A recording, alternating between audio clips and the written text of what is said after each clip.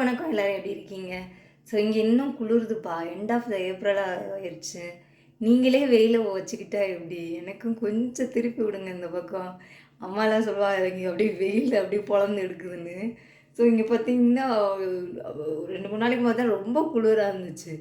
அப்படியே கிட்டத்தட்ட ஸ்னோ அளவுக்கு போயிட்டு திருப்பி இப்போ 6 டிகிரி தான் இருக்குது. நைட்டு ரொம்ப 2 அந்த மாதிரி ரொம்ப குளிராக இருக்குது. ஸோ கொஞ்சம் இங்கிட்டு திருப்பி விடுங்க. ஸோ இன்றைக்கி என்னுடைய பாக்ஸில் என்ன வச்சுருக்கேன் டாப் வரல சிக்கன் குழம்பு கடைசியில் அப்படியே தேங்காய் பால் விட்டு. இது வந்து புல்கூர் லோ கிளிசமிக், அது நல்லது வேறு.